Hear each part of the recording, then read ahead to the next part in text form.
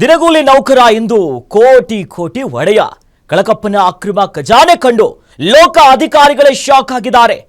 15,000 ದುಡಿಯುವಂತ ನೌಕರನ ಬಳಿಯಿದೆ 24 ಮನೆ.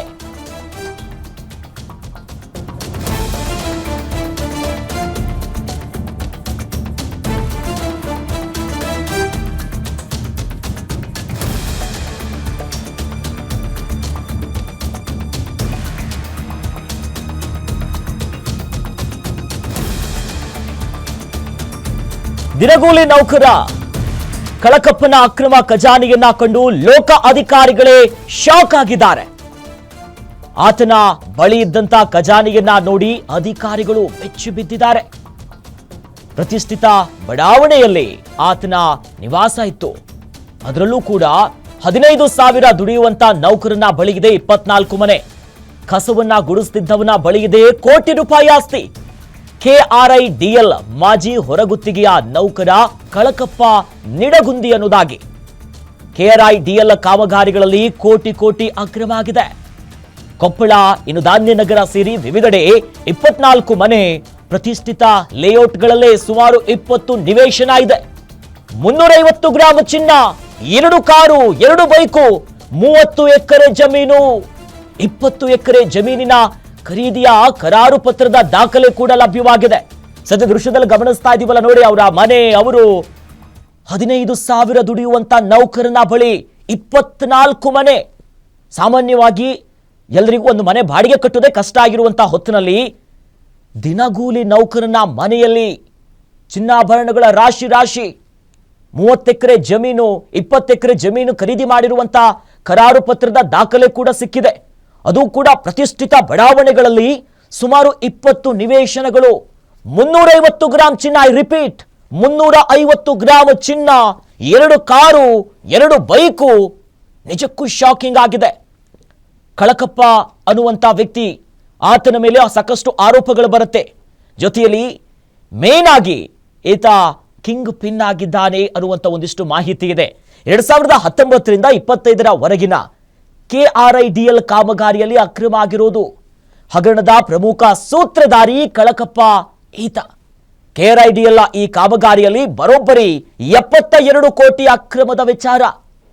ಯಲಬುರ್ಗಾದ ಬಂಡಿಹಾಳ ನಿವಾಸಿ ಕಳಕಪ್ಪ ನಿಡಗುಂದಿ 20 ವರ್ಷಗಳ ಕಾಲ KRIDL ಹೊರಗುತ್ತಿಗೆಯ ನೌಕರನಾಗಿ ಕೆಲಸವನ್ನ ಮಾಡ್ತಾ ಇದ್ರು. ಹೊರಗುತ್ತಿಗೆಯ ನೌಕರ ಅವರು, ಎಕ್ಸಿಕ್ಯೂಟಿವ್ ಇಂಜಿನಿಯರ್ ಚಿಂಚೋಳಿಕರ್. ಇನ್ನು ಕಳಕಪ್ಪ ನಿಡಗುಂದಿ ಅವರ ವಿರುದ್ಧ ಅಕ್ರಮದ ಆರೋಪ ಇದೆ. ಈ ಆರೋಪದ ಬೆನ್ನಲ್ಲೇ ಇಬ್ಬರನ್ನ ಕೂಡ ಅಮಾನತು ಮಾಡ್ತಾರೆ. ಅಮಾನತು ಆದೇಶಕ್ಕೂ ಕೂಡ ಕೋರ್ಟ್ನಿಂದ ಸ್ಟೇ ತಂದಿರ್ತಾರೆ ಚಿಂಚೋಳಿಕರ್. ದಾವಣಗೆರೆಯ ಇಲಾಖೆಗೆ ಟ್ರಾನ್ಸ್ಫರ್ ಆಗಿ ಕೆಲಸವನ್ನ ಮುಂದುವರಿಸುತ್ತಿದ್ದಾರೆ. ಅದಾದ ಮೇಲೆ ಲೋಕ ಅಧಿಕಾರಿಗಳು ಹಲವು ಅಂಶಗಳನ್ನ ಮುಂದಿಟ್ಟುಕೊಂಡು ಯಾವಾಗ ರೇಡ್ ಮಾಡ್ತಾರೆ, ದಿನಗೂಲಿ ನೌಕರ ಕಳಕಪ್ಪ ನಿಡಗುಂದಿ ಅವರ ಮನೆಗೆ ಹೋಗಿ ಪರಿಶೀಲನೆ ಮಾಡಿದಂಥ ಸಂದರ್ಭದಲ್ಲಿ ಲೋಕ ಅಧಿಕಾರಿಗಳೇ ಬೆಚ್ಚು ಬಿದ್ದಿದ್ದಾರೆ. ದೊಡ್ಡ ದೊಡ್ಡ ಪ್ರತಿಷ್ಠಿತ ಬಡಾವಣೆಯಲ್ಲಿ 20 ನಿವೇಶನಗಳು, 350 ಗ್ರಾಂ ಚಿನ್ನ, ಕಾರು, ಬೈಕು, 30 ಎಕರೆ ಜಮೀನಿನ ಒಂದಿಷ್ಟು ಪತ್ರಗಳು ಕೂಡ ಅಧಿಕಾರಿಗಳು ಸಿಗುತ್ತೆ. ಶಾಕ್ ಆಗಿಬಿಡ್ತಾರೆ. ಅಯ್ಯೋ, ಹೆಂಗೆ ಅಂತ. ಕಳಕಪ್ಪನ ಸದ್ಯ ಗಮನಿಸ್ತಾ ಇದೀವಿ ನೋಡಿ, ಆ ಚಿನ್ನಗಳು ಹೆಂಗಿದೆ.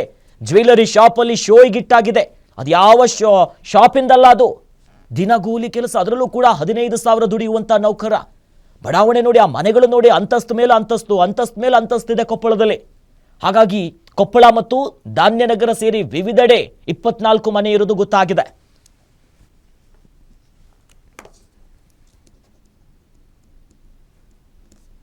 ಈ ಬಗ್ಗೆ ಹೆಚ್ಚಿನ ಡೀಟೇಲ್ಸ್ ನೀಡ್ತಾರೆ ನಮ್ಮ ಅಸೋಸಿಯೇಟ್ ಎಡಿಟರ್ ರುದ್ರೇಶ್. ದೂರವಾಣಿ ಸಂಪರ್ಕದಲ್ಲಿ ನಮ್ಮ ಜೊತೆ ಜಾಯ್ನ್ ಆಗಿದ್ದಾರೆ. ರುದ್ರೇಶ್, ನಿಜಕ್ಕೂ ಇತ್ತೀಚೆಗಷ್ಟೇ ಒಂದು ಕುಬೇರ ಅಂತ ಒಂದು ಸಿನಿಮಾ ಬರುತ್ತೆ. ಆ ಸಿನಿಮಾದಲ್ಲೂ ಇದೇ ರೀತಿಯಾಗಿ ಏನು ಇಲ್ಲದ ಆತ ಕುಬೇರ ಆಗಿಬಿಡ್ತಾನೆ ಅನ್ನೋದು ಆಯ್ತು. ಬಟ್ ಈಗ ಇದು ಸಿನಿಮಾನ, ನಿಜ ಜೀವನ. ಅಷ್ಟಕ್ಕೂ ಈತನ ಮೇಲೆ ಲೋಕ ಅಧಿಕಾರಿಗಳೇ ಡೌಟ್ ಹೇಗೆ ಬರುತ್ತೆ? ಹೆಚ್ಚಿನ ಡೀಟೇಲ್ಸ್ ನೀಡ್ತಾ ಹೋಗೋದಾದ್ರೆ ರುದ್ರೇಶ್.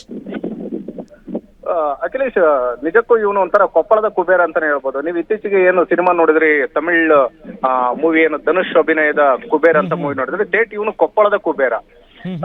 ಕಳೆದ ಕೆಲವು ವರ್ಷಗಳಿಂದ 2013ರಿಂದ 2024ರವರೆಗೆ ಇವನು ಕೊಪ್ಪಳದ KRD IIDL ಅಂತ ಒಂದು ಕಚೇರಿಯಲ್ಲಿ ಹೊರಗುತ್ತಿಗೆ ನೌಕರನಾಗಿ ಕೆಲಸ ಶುರು ಮಾಡ್ತಾನೆ. ಈ ಟೈಮಲ್ಲಿ ಅವನು ಆಕ್ಚುಲಿ ತುಂಬಾ ಅಂದ್ರೆ ಇವನ ಒಂದು ವ್ಯವಹಾರ ಏನಿದೆ, ಈ ಆಚೆ ಕಡೆ ನಿಂತ್ಕೊಂಡು ಈ ಕಸ ಗುಡಿಸೋ ಕೆಲಸ ಆ ತರದ್ದು ಪೌರ ಕಾರ್ಮಿಕರ ವೃತ್ತಿ ಆ ತರದ್ದು ಕೆಲಸ ಮಾಡ್ತಾ ಇರ್ತಾನೆ.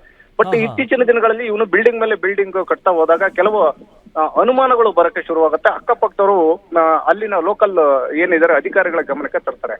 ಅದಾದ್ಮೇಲೆ ಕೆಲವು ವರ್ಷಗಳಿಂದ ಇವರು ಲೋಕಾಯುಕ್ತ ಅಧಿಕಾರಿಗಳು ಕೂಡ ಈತನ ಒಂದು ವ್ಯವಹಾರದ ಮೇಲೆ ಕಣ್ಣಿಟ್ಟಿರ್ತಾರೆ.